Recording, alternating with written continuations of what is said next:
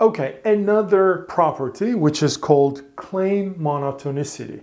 Well, the intuitive idea is the following. If we increase an agent's claim, keeping all the other agents' claims fixed, well then this agent's award in this new problem should be at least as high as his original award or the award in the original problem. Okay, so here is the formal definition. For any claim problem and for any agent I and for any claim CI prime, which is strictly higher than CI, we must have this inequality.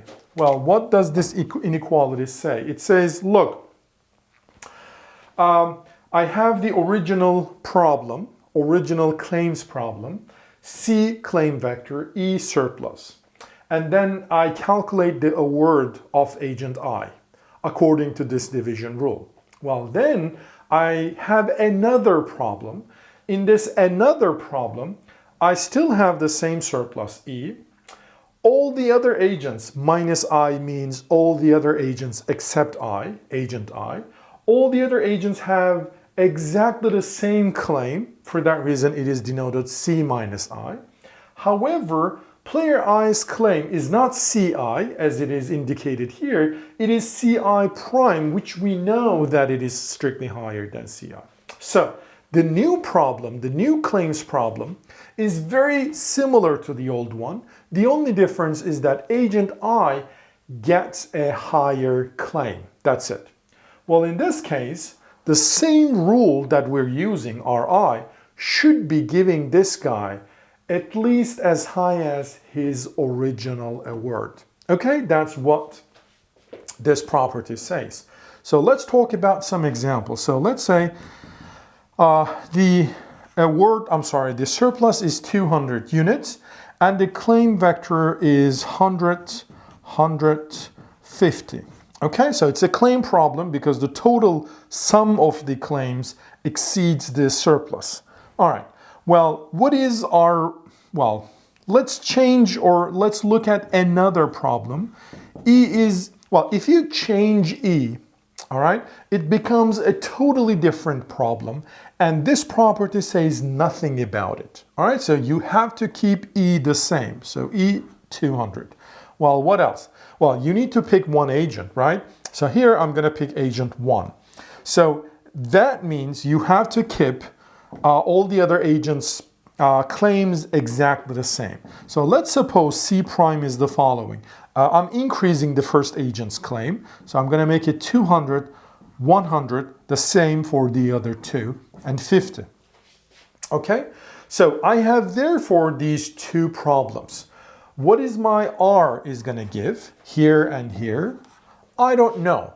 This assumption only says the following. When I look at these two problems, it's almost identical, except player 1's claim has increased.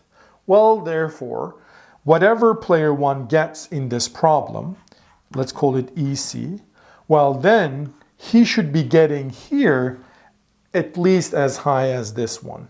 Well, what is this problem? It's I switched E and C, CE. So it's C 1 prime C minus 1 E. Okay, so this problem basically. So whatever it is, it has to be no less than this one. Okay, that's it. Well, what about this? So I have E equals 200, and the claim problem, let's call it C double prime. It's 200, 150, and 50. Okay, well, what about R1 here? Okay, C double prime E. Can I make any comparison between these two? Well, with this, the first problem and the third problem, I cannot make any comparison by using the claim monotonicity. Why is that so? Well, because these two problems, there are too much things changing at the same time. Remember, in order to be able to use this assumption, you have to change only one player's claim, and everybody else's claim must remain the same, and also the surplus. Here, the surplus is the same, but not only player 1, but also player 2's claim has increased. So therefore, I cannot compare our 1EC, the award of player 1 here, with his award in this problem. So I can't use this axiom or property to make those comparisons. However, I can compare this one to this one.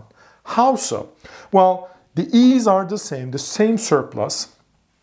The claim vectors, the player 1 is the same, player 2 has increased, player 3 is the same. Well, okay, then when I look at this problem versus this problem, the second player's claim has increased. So therefore, this assumption only tells me that here the second agent's award, so I'm going to call it C prime E, okay? So the second agent's award in this problem should be less than or equal to his award in this problem, R2 C double prime E. Okay? I hope that was clear.